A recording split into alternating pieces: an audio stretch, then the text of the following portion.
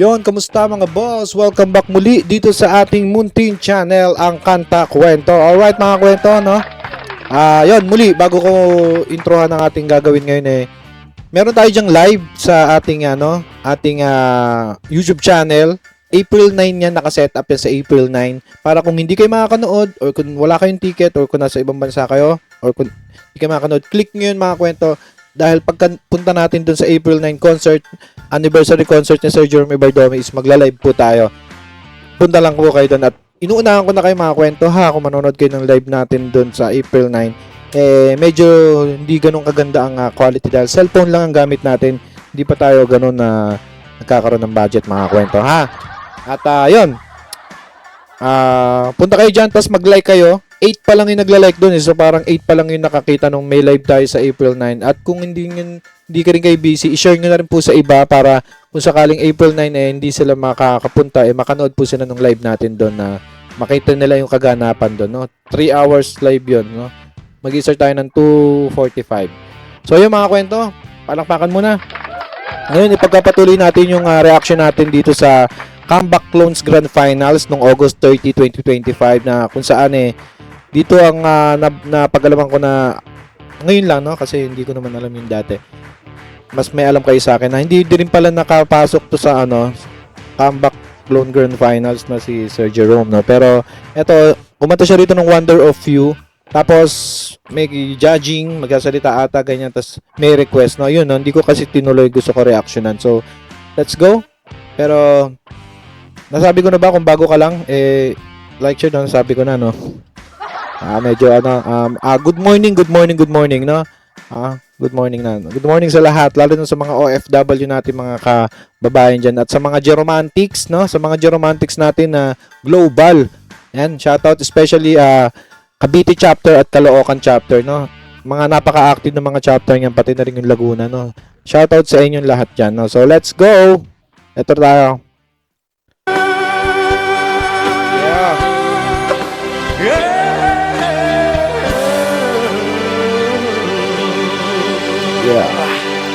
Elvis! Jerome Ibardomi, mga Dabarcans. Ano na? Pag ilang balik mo na to, pag ilan? Last chance na to ha. Kailangan talaga mapasok tayo sa Grand Concert.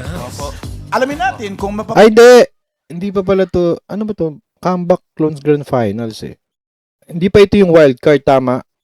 Kumbaga dito, hindi siya pa makapasok dito. Tama ba? Hindi ko rin alam. Hindi ko pa kasi na-research. No? Pero, anyway, nagto-throwback lang naman tayo dito. Alam ko, napanood nyo na rin to. At alam ko, mas may alam kayo sa history ni Sir Jerome Ibardomi sa Itbulaga. No? Tuloy ko lang papasok ko nga, Mr. Mon Faustino. Yes, Sir Mon Faustino, ang kanyang Parang nakikita ko kanina, Ma'am Alan, yung tinginan, yung mga tanguan, sermon. Ano po bang ibig sabihin ng mga ganong mestra? Alam mo, hello, check. Nakakatuwa ang boses niya, no? Oo, kuwang-kuwa niya si Elvis Presley. Ilang taon ka na ba? 19. 19. O paano ko, paborito ba ng parents mo si Elvis Presley? Kaya, Nung pandemic ko lang din po na-discover si Elvis. Kumbaga, during those dark times kasi yun Walang hobby yung ibang tao. Tinry ko lang po talagang makinig ng mga old songs. Dinalaw siya ni Elvis nung pandemic. Uy! Yeah. Tapos sumali. Kasi, ito, ang pagkakaalam ko, wait lang, pagkakaalam ko is 5 years pa lang nag-impersonate talaga, no? Ito yung ika-5 years niya ni Sir Jerome Ibardomi, no? Falling in love niya nun. Tapos nakuha ko po yung vibrato, then nagtuloy-tuloy na po. siguro old soul ka nga, no? Alam mo, one of the best things about Elvis, kaya sumikat siya nung araw is his voice. So yun, meron ka nun. Yung very iconic ang voice niya. Siguro you have to work on your diction lang, but otherwise, the voice is there. Kaya naging king of rock and roll yun dahil sa boses niya. He was ahead of his time. Congratulations!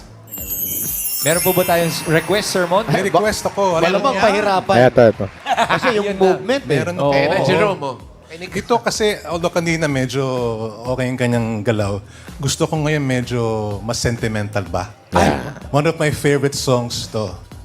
Kasi Ni Elvis. bata pa rin ako kaya. Hindi, joke. Alam mo, Inabot mo ba yan? oh, hindi. Kwento na lang yung sa inyo. Alam ko si Justin Timberlake lang alam ko. Pero Alam mo hindi, one of my favorite songs is Love Me Tender. Uy. Alright. Wow! Talaga Elvis. Everybody's favorite Please naman sing it no? for us. Pwede bang mapagbigyan ni request, Jerome? Pwede naman po, pwede. Hindi, baka ayaw mo kasi ano. Kaya, no? Kaya! Jerome. Grabe, no? Iba talaga ang Elvis Presley ng Pinas at ang totoong Elvis Presley. Lahat ang genre, rock and roll, malungkot, masaya, medyo masaya, pang makabansa, lahat, no? Dalin-dali kaya yung fan base ng Elvis Presley talaga is napakalawak, no? Let's go. Love me tender, love me true, all my dreams.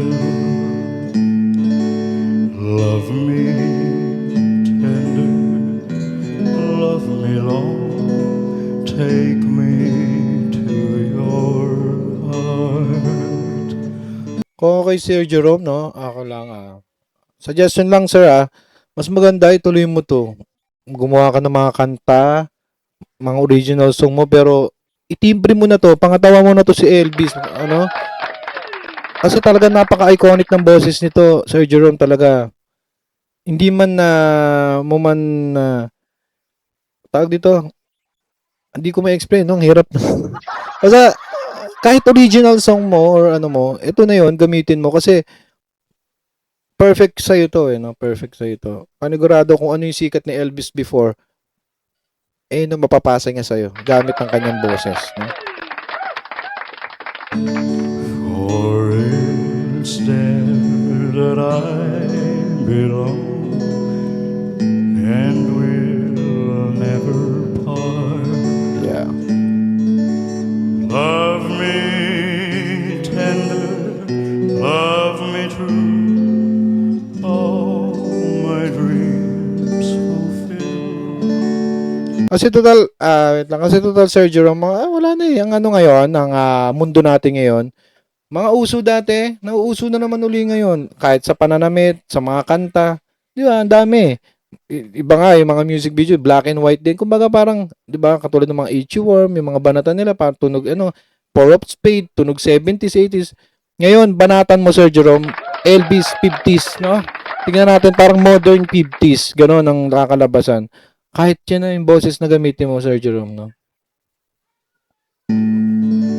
For my darling, I love you, and I always will. Alright.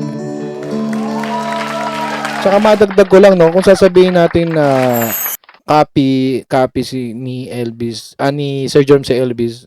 Nandun na tayo, pero hindi naman po kung may-ari ni Elvis Presley yung siya lang na may ganung boses eh. No, hindi niya naman yun. Tsaka unang-una, napakatagal na panahon na nun. No, kailan ba siya namatay? 70, 80, 90, 1,000. Alam ko 50 years tapos na nga ang copyright eh ng isang brand or ano. Kung yan ba ang branding? Wala naman na nakaka-copyright sa branding ng boses. Ayun, para lang sa akin yun. Para na-gets nyo. Ang gulo ko mag-explain. Bakit tuwa ka rin sa performance, no? So, yan, siguro, itutuloy na lang natin itong mga kwento, no? Medyo mahaba ang ating mga video. So, yun, ang masasabi ko na sa Love Me Tender, ang ganda no? Maparak, mapamasaya, malungkot, makabansa, no? Kuwang-kuwa niya ni Sir Jerome. So, palakpakan natin si Sir Jerome Bardome. Ano masasabi niyo dyan, mga kwento? At nga pala, no? Iwasan natin yung pagkukumpara, lalo na nagkakaroon ng kumparahan na yung mga fans, no? Ito sa mga fans lang naman to. Although magkaibigan tong si Sir Ruel at si Sir Jerome, no? Yung mga fans nila may mga makukulit, no? Lalo na dun sa fans ng ni Sir Ruel, no? Merong mga nagko-comment sa atin, no? Iwasan natin yung mga kwento. Magkaiba sila eh. Hindi naman kaya sumayaw ni Matt Monroe ng gano'n. Hindi naman nagpe-perform ng sayaw si Matt Monroe. Dito naman kay Sir Jerome, meron mga sayaw, may mga indak, may mga kung ano-ano. Kanya-kanya lang kung nagugustuhan mo dito, gusto mo rito, dun ka. Kung gusto mo to, dun ka. Pero huwag mo sirahan yung iba kasi magkaiba ng style to. Di ba? Sana kung parehas na Elvis to Elvis. Yun, baka pa, no? Pwede mong pagkumparahin. So, yun lang mga kwento. Palakpakan natin ng The Clone, Sir Jerome Bardome. So, yun, mga kwento, kung nag-enjoy ka at nagustuhan mo ang performance ni Sir Jerome Bardome, i-convert ko yan sa subscribe. Okay lang po ba? Tsaka kundi sa pagmamalabis like and share nyo na rin po to para hindi na tayo maban. Medyo naka-silent ban ang ating mga video, hindi masyadong nare-recommenda. Pero sa tulong nyo ma-share yan, baka maibalik tayo. Maraming salamat mga kwento. Shoutout Geromantics Global, Cavite Chapter at Caloocan Chapter, no? At lahat ng active na chapter dyan at sa kabuuan, Geromantics Global. Kay Ma'am Christina Ignacio, shoutout sa inyo, ma'am. At yon, kita-kita uli. Comment nyo kung ano masabi nyo dyan. Comment nyo kung taga saan kayo, no? Para makita natin kung hanggang saan maabot to. At muli, ito ang Kanta Kwento na nagsasabi, mabuhay ang talentong Pilipino. Alright. Please clap our hands and see you on the next vlog. Goodbye. Kanta kwento, sabay-sabay tayong makinig, mga awit ang puso, tanghin ang kanila.